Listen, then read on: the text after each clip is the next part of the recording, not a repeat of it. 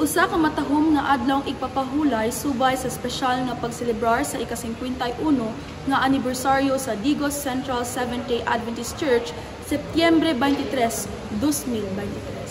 Setyembre 22, 1972, unang namugna ang maong iglesia ug sa mga katuigan nga mga milabay bisan pa man sa mga pagsulay, kasakit ug kalipay nga gisaluhan sa mga kaigsuonan, nagpabilin nga abri ang portahan niini nga simbahan aron sa padayon nga paghatag og programa, serbisyo ug paglaom sa mga kaigsuonan ug katawhan ug karong tuiga 2023 sa isa sa mga adlawng igpapahulay sa susama nga bulan, mao ang pagselebrar alang sa pagpasalamat sa Ginoo sa pagsustenar niini nga iglesia.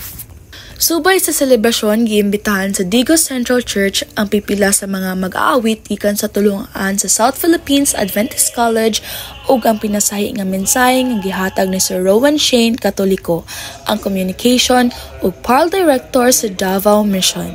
Nahitabo usab ang espesyal nga pag-ampo para sa 40 kapin nga mga magtutudlo nga mokuha sa Teachers Board exam bulan sa Setyembre. Gipadayon ang maong selebrasyon pagkahapon sa pinasahi nga programa, usa niini ang interview sa mga miyembro ug elder nga nakasaksi sa kagahapon sa maong iglesia. Human ang pinasahi nga pag-ampo nga gidumalahan ni Head Elder Filomenito Villegas Jr. Misunod ang mga awit ug pagdayeg sa Ginoo nga gihatag sa pipila ka mga miyembro nga mag-aawit.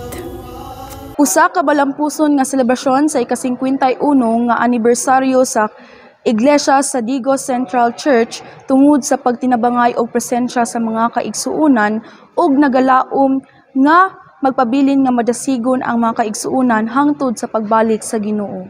Gikan dinhi sa Digos Central Adventist Church, Shamia Blythe Bahamonde, Adventist News Weekend.